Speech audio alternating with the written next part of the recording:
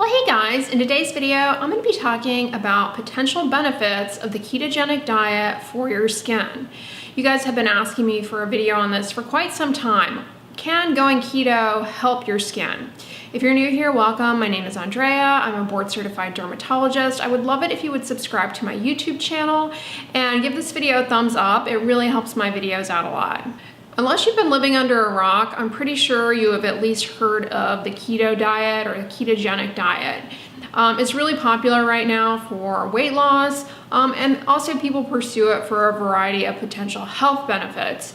Now, it's actually not a new diet. It's been around since Hippocrates, since antiquity, and it's particularly been pursued for the treatment of various neurologic conditions like epilepsy and different neurodegenerative diseases. How does the ketogenic diet work? The ketogenic diet restricts the consumption of carbohydrates. Carbohydrates provide your body with glucose. Glucose is the primary energy source for all of the cells in your body and for your brain. When you start restricting carbohydrate consumption and you don't get that glucose, then your body starts to break down glucose from the liver and from muscles, initially because your brain really needs that glucose to survive. If you continue to deprive yourself of carbohydrates after about 3 to 4 days, then what ends up happening is that after you have depleted your stores of glucose or glycogen, the storage form of glucose, then what ends up happening is that you start to burn fat and form something called ketone bodies.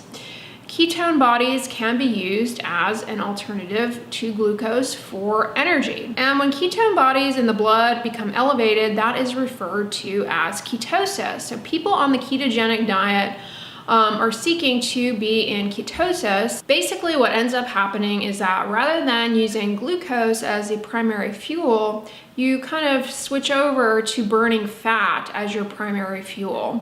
So you can see how people would be motivated to pursue this as a strategy for weight management. When you think of carbohydrates, you're probably thinking of like bread and pasta, but actually the ketogenic diet, because you are so carb restricted, it involves the elimination of quite a few foods. Things like different fruits and vegetables, which have a lot of carbohydrate, have to be cut out. So it can be very restrictive. And as a result, you can become vulnerable to different vitamin and mineral deficiencies. Now, of course, the perfect diet does not exist. And our daily needs and nutrient requirements vary depending on our activity, how much sleep you've gotten, and if you've been sick and what have you. Now, you guys know, while I don't follow a ketogenic diet, I do follow a vegan diet. And for me personally, I have been a big fan of my Athletic Greens multivitamin drink. Today's video is in partnership with Athletic Greens. What is it? It is an all-in-one. Not only does it have vitamins, but it has minerals, prebiotics, probiotics, and it's also got adaptogens, which help with stress responses. I've done a lot of research on different multivitamin supplements on the market, and I have been hard pressed to find a more comprehensive multivitamin, multi-mineral, all-in-one nutrition drink that compares to Athletic Greens. I mean, there's not one that exists. So that's why I've stuck to it. Not only that, but I just love drinking it in the morning. The taste is delicious. It has a subtle vanilla undertone taste to it. It doesn't taste bitter or nasty or slimy. It dissolves really easily in water. I like having it when I wake up in the morning on an empty stomach, fasted. The other thing about Athletic Greens that, in my opinion, makes it stand out is the quality of the ingredients. They use only the highest quality vitamins, minerals, and their product is whole food sourced, so you're getting really good quality ingredients that your body can actually absorb and utilize properly. Not only that, Athletic Greens is NSF certified for sport, so that additional party qualification really speaks to the overall quality of their product. I started consuming Athletic Greens at the very beginning of 2020, and I have continued to consume it daily since then. It's delicious. It's 100% keto approved. It's paleo friendly. It's vegan. dairy-free, egg-free, and gluten-free. And it's delicious, and it's so much so that I really look forward to having this first thing in the morning. It's just part of my daily ritual. Their website is really easy to navigate. I actually have a subscription, so it's just automatically delivered just when I need it, which is perfect. I don't have to think about it.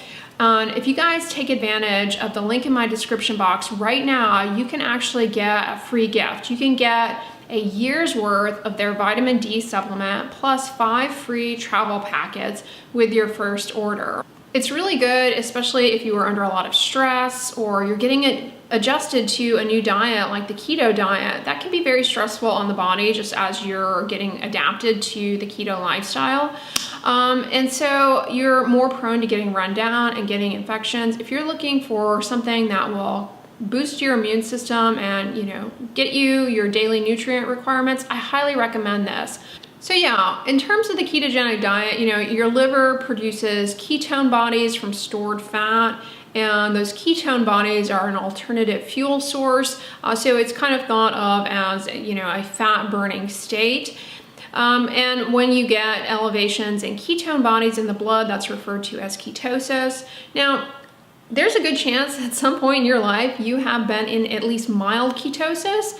For example, if you do really strenuous exercise, that can put you into mild ketosis, or simply fasting overnight can put you into mild ketosis.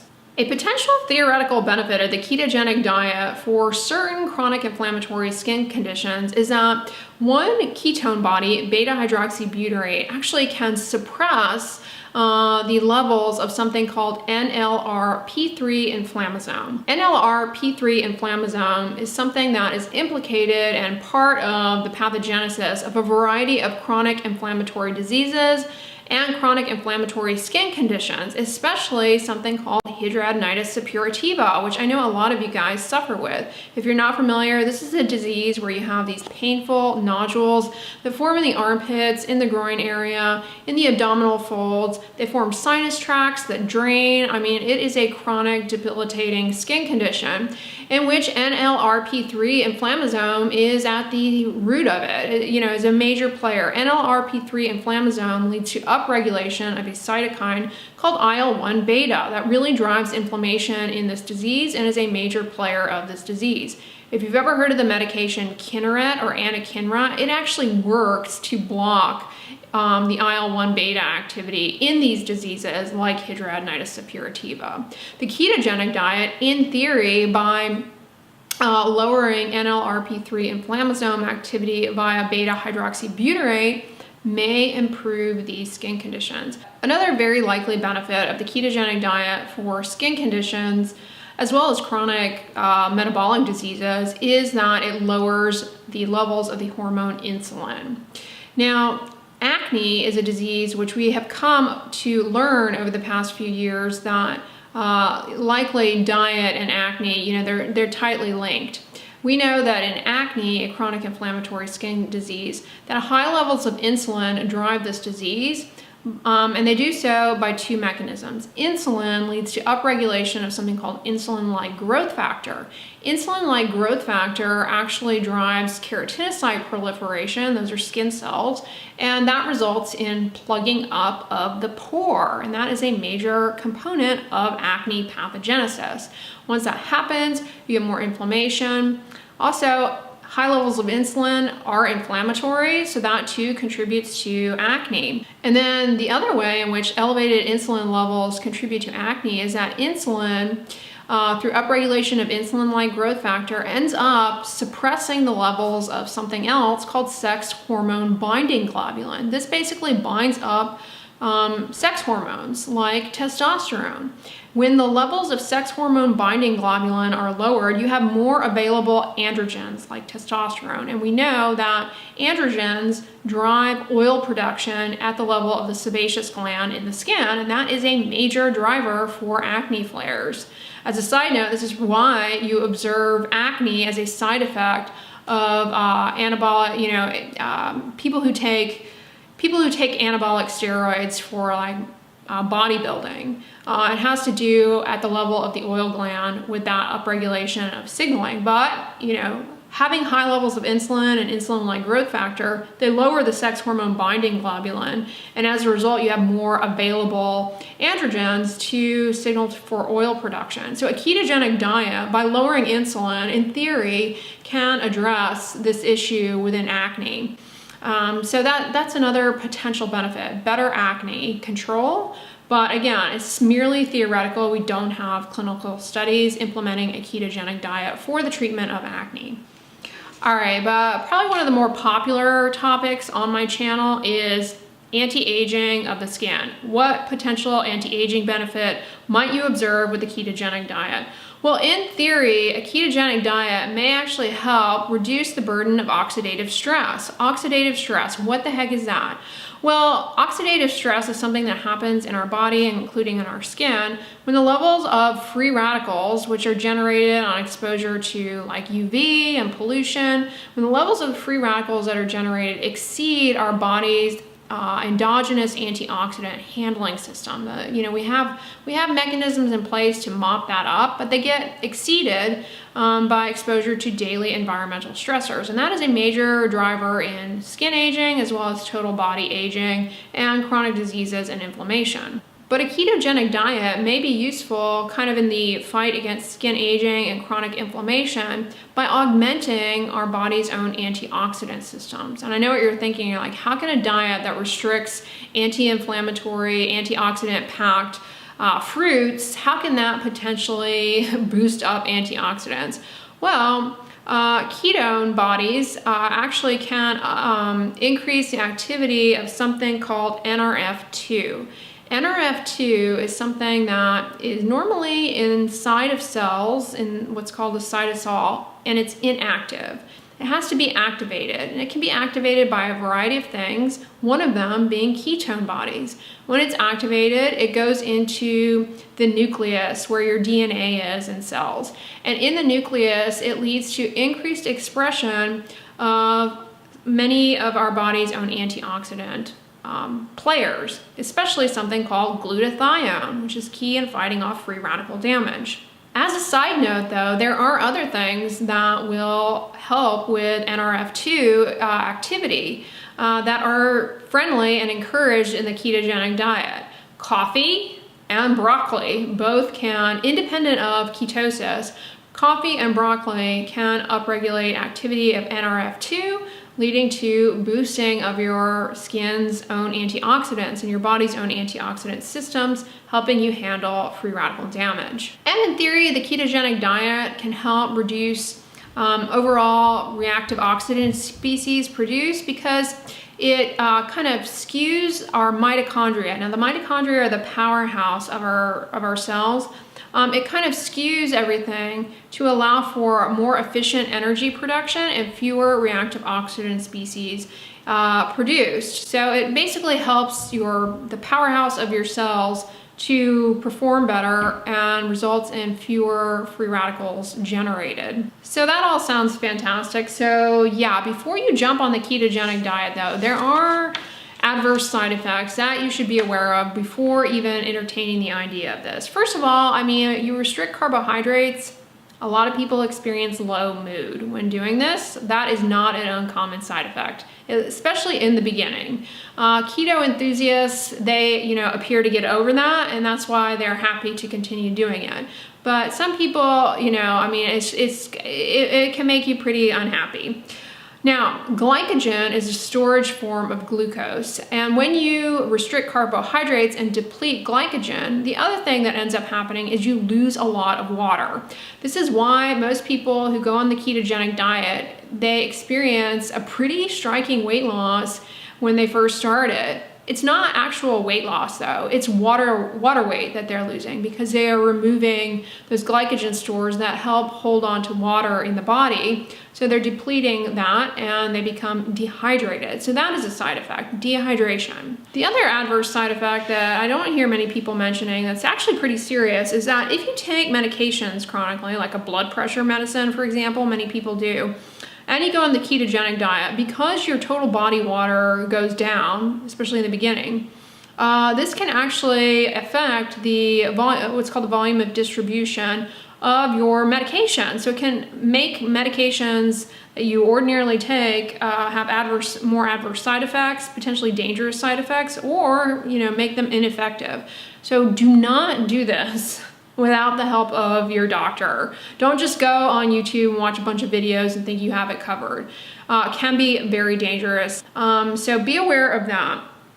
And of course, it's a restrictive diet, so there are deficiencies that you can run into. One thing that can happen, especially if you go all in with it and really all at once cut out carbohydrates completely, you can develop a rash called prurigo pigmentosa. Now, this rash is not specific to keto. It can happen with other crash diets. It's been described in the medical literature long before keto was trendy, and it is basically a rash that starts out as red spots, turns into like hives, becomes very itchy, crusty. I mean, it's very itchy. It's usually around the neck. It can happen on the trunk as well. And you don't want that to happen. It's very uncomfortable. And when it happens, really the treatment is to reintroduce carbohydrate. So one way potentially to avoid this rash is to go slowly with introducing the carbohydrate restriction and make sure that you are not running into any vitamin deficiencies or electrolyte deficiencies. Make sure that you're taking a multivitamin at least, and you're following with your healthcare provider to kind of avoid, to minimize extremes basically. Potential long-term risks of the ketogenic diet include kidney stones and osteoporosis. I would say for me, my biggest reservation with the ketogenic diet is that we don't have a good sense of the long-term safety. Like being on the ketogenic diet for decades and decades, we don't have a good sense of how safe that is, especially for people, more vulnerable populations, like the elderly or people with certain medical conditions. We just don't know. Yes, I'm sure you're gonna find somebody on the internet who's like, I've been keto for 30 years and I'm fine and my levels are good. That's a typical thing that an internet guru will tell you. They'll even show you their blood work or whatever, but that doesn't mean it applies to everyone. So be mindful, especially when you're watching zealots on the internet. Scientifically speaking, it makes sense that people appreciate some benefit. Can I provide you a study to substantiate that, at least in the skin? No. But in theory, based on what I've told you in today's video, I definitely can see why some people will appreciate skin benefit on a ketogenic diet. If you want to go on this diet, do not do so without talking to your doctor first. And don't do so, just like following somebody on YouTube. I think that can be incredibly dangerous. Because as I said, you can experience these fluid shifts, electrolyte abnormalities, and whatnot. So definitely see your doctor, maybe have them refer you to a registered dietitian who has experience with this diet and can guide you. What if you're like me and you have zero interest in going on the ketogenic diet? Cutting out complex carbohydrates sounds like awful to you. Yeah. What can you do to potentially hack into some of these anti-inflammatory mechanisms that we talked about? First of all, you can sleep 7 to 9 hours. That is what the average adult needs, 7 to 9 hours of sleep. Optimize your sleep. That is key for, regardless of what your goal is, weight management, feeling better, better mood, and better skin. Getting adequate sleep is essential. When it comes to the keto lifestyle and some of those things, when you're asleep, you're not eating, you are fasting. And when you are fasting, you fast overnight by sleeping, by not eating overnight, well then you wake up in mild ketosis, regardless of your diet. You do wake up and you have mild ketosis. So sleep 7 to 9 hours. That way, you can potentially take advantage of some of those things. But sleep will help your immune system recover. Sleep is key to immune function, keep you from getting run down. And we know that people who are sleep deprived, they have more prominent signs of aging, deeper wrinkles, and they have more chronic diseases. So optimize your sleep, and that will kind of help you hack into some of these anti-inflammatory pathways that we mentioned. You know, it's always been like a thing for some zealots to tell you that you should stop eating after this certain hour at nighttime. And I think that's BS. You know, if you work late into the evening, you know, if you work in healthcare, especially, you know this, like it's just not possible to stop your eating after a certain time always. I mean, that just doesn't work for a lot of people. I think it's a good idea though to not eat within an hour of going to sleep. Why? Well, if you eat a large meal before you go to bed, you're digesting that actually keeps you from getting good sleep. Digesting all that food, you know, it will disrupt your sleep, and it makes you more prone to having gastric reflux at nighttime when you lie down flat, which is not good. So I do think it's a good idea to stop eating within an hour of going to sleep. But you know, these rules of don't eat after 6, don't eat after 7, unless that works for you, it's, you know, in my opinion, it's not necessary. So assuming that you stop eating within an hour of going to sleep, you sleep 7 to 9 hours. And then maybe first thing in the morning, the other thing I would recommend doing is going for a walk. Going for a walk first thing in the morning, you add all of those things together, you're going to be in mild ketosis and hack into some of those anti-inflammatory potential effects. So I would recommend that. If you are somebody who exercises already, you may consider increasing the intensity, but again, that early morning walk, it can help as far as the ketone body thing goes. The other thing that you can do to hack into some of these pathways, irrespective of ketosis, is to eat broccoli and drink coffee, which is easy for me. I eat a lot of broccoli and I drink a lot of coffee. Those things can activate NRF2, which is going to get into the nucleus and help with transcription of anti-inflammatory things and boost up glutathione and help your skin overall handle free radicals better. The other thing that I always advocate for, regardless of your goals, your lifestyle, or anything, is to limit the consumption of processed, sugary, refined carbohydrates. Unless you're going keto, you don't have to never, ever, ever eat these things. I'm not saying that. But you should not subsist on these things. Why? Well, they definitely have a very high glycemic load, spikes that insulin-like growth factor, you know, leads to a lot of inflammation in the body and contributes to acne severity. Stuff like, you know, processed sugary pastries, Pop-Tarts, chips, junk food. Not to say you can't have that, but if you're eating that every meal, it's not doing your body any good. And, you know, if you go keto, you have to cut all that out. But restrict it, and it certainly can help not only your skin, but your total body health. It's just, those things are not good for you, right? I mean, they're not health foods. So that's what I can tell you guys about the theoretical benefits of ketosis for your skin. Again, no large clinical studies, but you know, there are some mechanisms here at play for reducing inflammation and boosting up the body's antioxidant reserve. That you can see, you know, make it a plausible thing for potentially helping skin. But don't just jump into it without talking to your doctor first.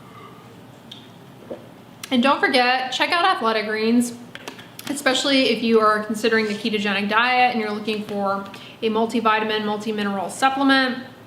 I have been drinking this for over a year now. I can't imagine a morning without it. It's delicious.